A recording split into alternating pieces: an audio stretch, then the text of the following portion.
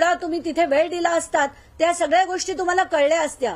पण बीडमध्ये जाऊन सगळी दादागिरी करायची, दहशत करायची, जमिनी लाटायच्या, हे सगळे जे प्रकार चालले होते ना, तुमच्या अगदी मामींपासून सगळ्यांची जमीन तुम्ही लाटलीत, ते कामं तुम्ही केली असतीत ना एक मंत्री म्हणून, त्या सगळ्या गोष्टी तुम्हाला कळल्या असत्या. बरं, त्याच्या पुढे जाऊन आपण बोलूया.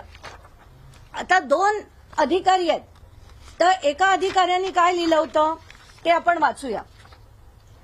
हे अधिकारी लिहितात आणि वाचूया, कारण ते कदाचित ते वाचन त्यांचं नसावं बहुतेक.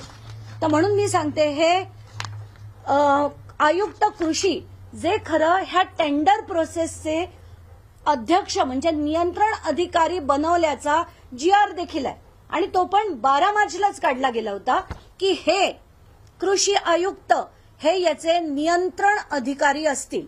आणि ते नियंत्रण अधिकारी काय म्हणतात ते आपण वाचूया.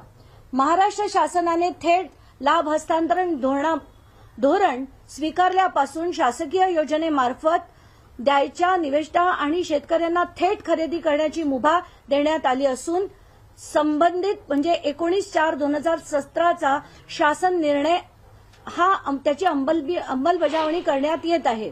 मागे शासन पुरस्कृत संस्था जसं मी म्हटलं MAIDC किंवा महाबीज जे बनवते ते वगळून बाकी सगळं थेट DBTने देण्यात यावे असे या पूरक पत्र 12/9/2017 रोजी निर्गमित करण्यात आले आहे.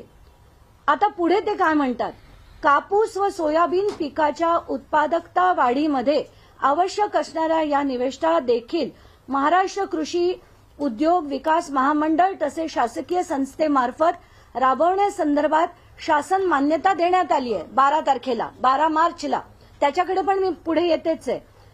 मात्र सदरच्या निविष्ठा या शासन निर्णायक पूरक पत्र 12 सप्टेंबर 2017च्या निर्णयाच्या अटी व शर्तीमध्ये बसत नाही असं कोण म्हणतंय? अधिकारी ज्यांच्याकडे ते टेंडर प्रोसेसचे अध्यक्ष आहेत ते आयुक्त कृषी म्हणतात की हे याच्यात बसत नाही.